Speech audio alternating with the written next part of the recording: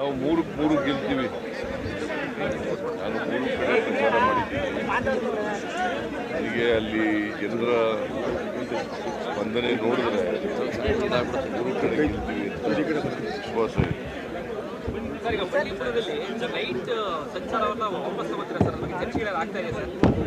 ಬಂಡೀಪುರದಲ್ಲಿ ರಾತ್ರಿ ಸಂಚಾರವನ್ನ ಮತ್ತೆ ಅವಕಾಶ ಕೊಡುವಂತ ಸಾಧ್ಯತೆಗಳಿದೆ.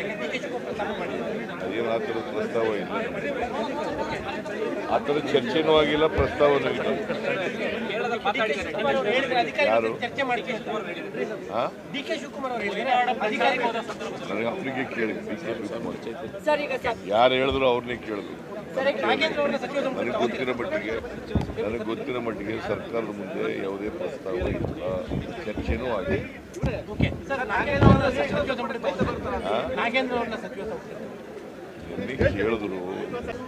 ನಿನ್ನೆ ಕೇಳಿದ್ರು ನಾನು ಹೇಳಿದೆ ನೋಡೋಣಪ್ಪ, ಚುನಾವಣೆ ಎಲ್ಲ ಮುಗಿದ್ಮೇಲೆ ಪರಿಶೀಲನೆ ಮಾಡೋಣ. ಪುನರ್ರಚನೆ ಮಾಡುವ ಸಾಧ್ಯತೆ ಸಂಪುಟ ಪುನರ್ರಚನೆ ಸಾಧ್ಯತೆ ಇಲ್ಲಪ್ಪ. ನಾನು ನಾಗೇಂದ್ರನ ಬಗ್ಗೆ ಹೇಳಿದ್ರೆ ಪುನರ್ರಚನೆ ಅಂತ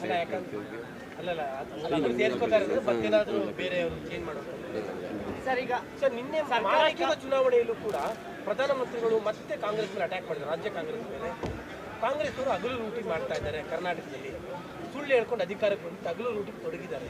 ಈಗ ಬಿಜೆಪಿಯವ್ರ ಮೇಲೆ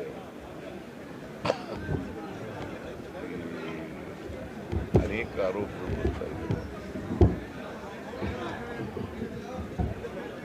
ಔಷಧಿಗಳು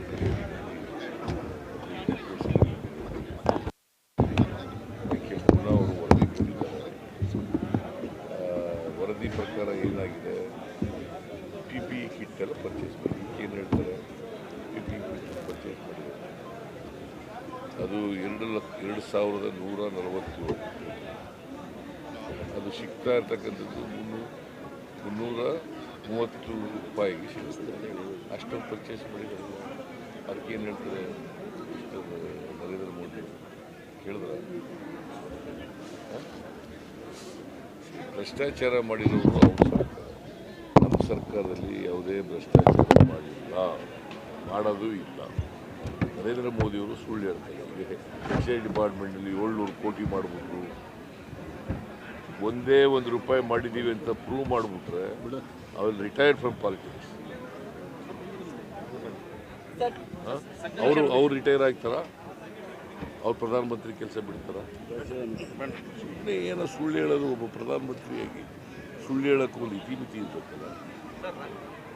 ಹರಿಯಾಣ ಚುನಾವಣೆಯಲ್ಲೂ ಅದನ್ನೇ ಮಾತಾಡ್ತಾರೆ ಅವರು, ಮಹಾರಾಷ್ಟ್ರ ಚುನಾವಣೆಯಲ್ಲೂ ಅದನ್ನೇ ಕರ್ನಾಟಕನೇ ಟಾರ್ಗೆಟ್. ಕರ್ನಾಟಕ ಗೌರ್ಮೆಂಟು ಟಾರ್ಗೆಟ್ ಮಾಡ್ತಾರೆ. ಯಾಕಂತ ಇದು ಒಂದು ದೊಡ್ಡ ಸ್ಟೇಟು. ಅಸೆಂಬ್ಲಿನಲ್ಲಿ 136 ಜನ ಸೋತ್ಬಿಟ್ಟಿದ್ದಾರೆ. ಇವರಿಬ್ಬರು ಸೇರ್ಕೊಂಡು ಈಗ ಕರ್ನಾಟಕನ ಟಾರ್ಗೆಟ್.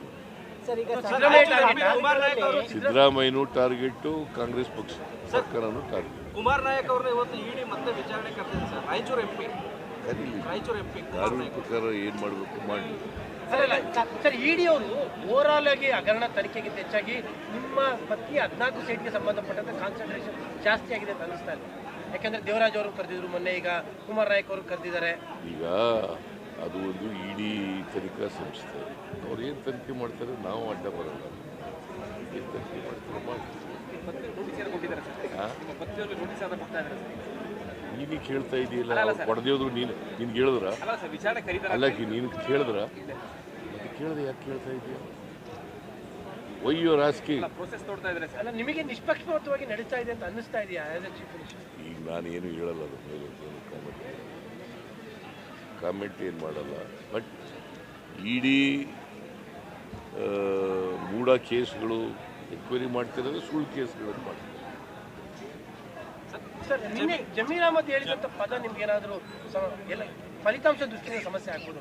ಅವ್ರು ಕ್ಲಾರಿಫಿಕೇಶನ್ ಕೊಟ್ಟಿದ್ದಾರೆ, ನಾವೇನು ಮಾತಾಡೋದು. ಹೇಳಿದ್ದು ಎಷ್ಟು ಮಟ್ಟಿಗೆ ಸರಿ? ನನ್ನನ್ನು ನರೇಂದ್ರ ದೇವೇಗೌಡರು ಸಿದ್ದರಾಮಯ್ಯನಿಗೆ ಸೊಕ್ಕು ಮುರಿತೀವಿ ಅಂದ್ರಲ್ಲ, ಅದು ಎಷ್ಟು ಮಟ್ಟಿಗೆ ಸರಿ? ಅದು ಬರೆದ್ರ ಒಬ್ಬ ಚೀಫ್ ಮಿನಿಸ್ಟ್ರಿಗೆ ಸೊಕ್ಕು ಮುರಿತೀವಿ, ಗರ್ವಭಂಗ ಮಾಡ್ತೀವಿ ಅಂತ ಹೇಳಿದ್ರಲ್ಲ, ಅದೇ ನನಗೆ ಗೊತ್ತಿಲ್ಲ. ಜಮೀರುವೆ ಕುಮಾರಸ್ವಾಮಿನೂ ಬಹಳ ಕಿನ್ನಾಗಿದ್ದವರು. ಐ ಡೋಂಟ್ ನೋ ಅವರಿಬ್ಬರು ಮಧ್ಯೆ ಇರ್ತಕ್ಕಂಥ ಸಂಬಂಧ ನನಗೆ. ಸರ್, ಈಗ ಸರ್ಕಾರಿ ಕಾಮಗಾರಿಗಳಲ್ಲಿ ಮುಸ್ಲಿಂಗೆ 4% ಮೀಸಲಾತಿ ಅನ್ನೋದು ಚರ್ಚೆ ಆಗಿದೆ. ಡಿಮ್ಯಾಂಡ್ ಮಾಡಿದರೆ ಹಿಂದುಳಿದವರು ಮಾಡಿದ್ದೀವಿ, ಪರಿಶಿಷ್ಟ ಜಾತಿ ಪರಿಶಿಷ್ಟರು ನಮಗೂ ಮಾಡಿ ಅಂತ ಕೇಳಿ.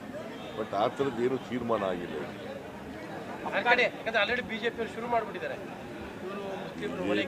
ಬಿಜೆಪಿಯವರಿಗೆ ಕೋಮುವಾದ ಮಾಡೋದೇ ಬೇರೆ ಅವ್ರ ಕೆಲಸ. ಕೋಮುವಾದ ಸೃಷ್ಟಿ ಮಾಡೋದೇ, ಹಿಂದೂ ಮುಸಲ್ಮಾನರ ಮಧ್ಯೆ ಜಗಳ ತರದೆ, ಅವ್ರ ಮಧ್ಯೆ ಬೆಂಕಿ ಇಡೋದೇ ಅವ್ರ ಕೆಲಸ. ಯಾವಾಗ ಈಗ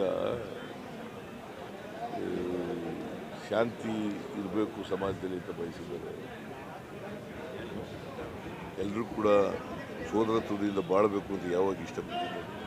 ಸರ್, ನಿನ್ನೆ ಅನಿಲ್ ಚಿಕ್ಕಮಾದವರು ನೆಕ್ಸ್ಟ್ ಚುನಾವಣೆ ನಿಮ್ಮ ನೇತೃತ್ವದಲ್ಲಿ ಆಗಲಿ, ನೆಕ್ಸ್ಟ್ ನೀವೇ 5 ವರ್ಷ CM ಆಗಲಿ ಅಂತ ಹೇಳ್ತಿದ್ದಾರೆ ಸರ್, ವೇದಿಕೆಯಲ್ಲೇ ಹೇಳಿದ್ದಾರೆ. ಅವರ ಅಭಿಪ್ರಾಯ ಹೇಳಿದೆ. ಸರ್, ಯಾಕಂದ್ರೆ ಸರ್ 3 ಚುನಾವಣೆ ನೋಡಿದ್ರಿ ಸರ್. ಒಂದೇ ಸೆಕೆಂಡ್ ಸರ್.